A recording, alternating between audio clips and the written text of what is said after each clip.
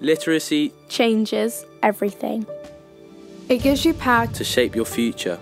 It's the key to knowledge, confidence and inspiration. It's better results at school and it leads to better jobs. If you grow up without the tools to communicate, without books to read or the skills to write, it's harder to get where you want to go.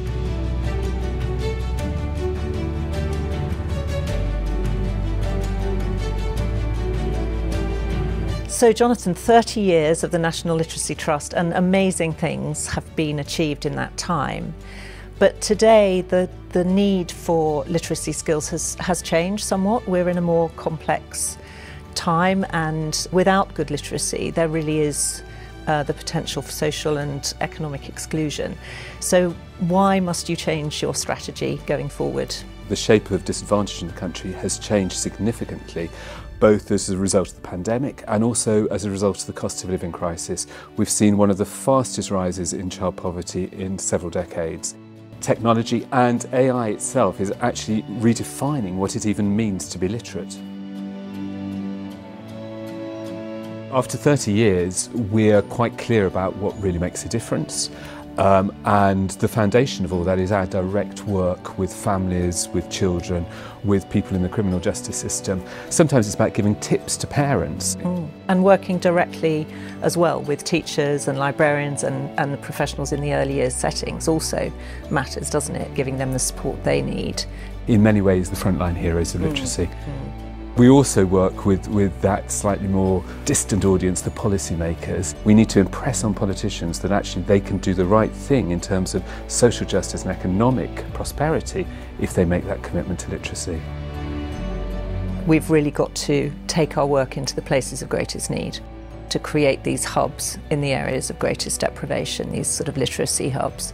Why is that so important, do you think? The literacy challenges in those 20 communities are all incredibly different, and it's only through frontline teams who understand, know and can lead action in those communities, can bring together the community and voluntary sector as well as the business community as well as schools. It's only there that we can actually make a real difference by working together.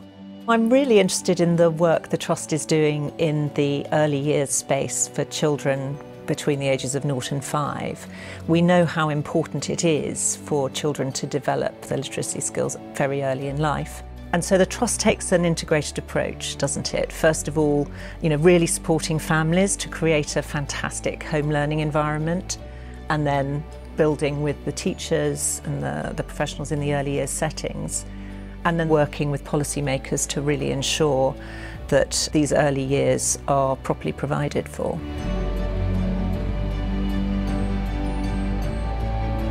Early years is our foundational priority in our new strategy, and that's why, to address it, we've launched Early Words Matter. So over the next 5 years, we will be supporting the early language and communication skills of 250,000 children who are growing up in poverty in the 20 literacy hub communities. And if we can get it right for them, we can change their stories and change their futures.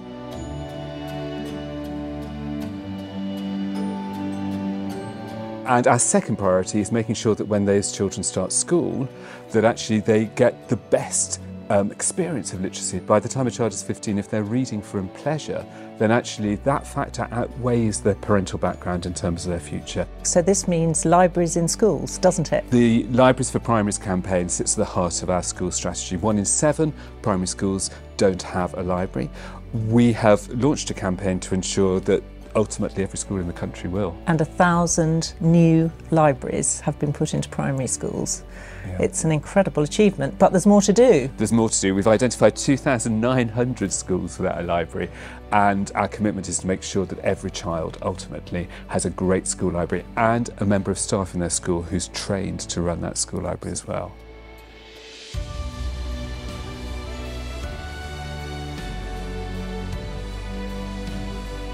Our third priority is to make sure that those people who are passing through the justice system actually get an opportunity to improve their literacy skills.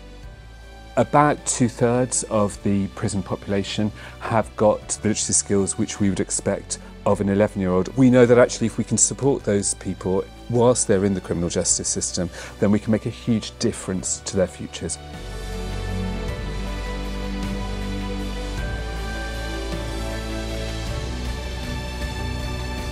Literacy changes everything.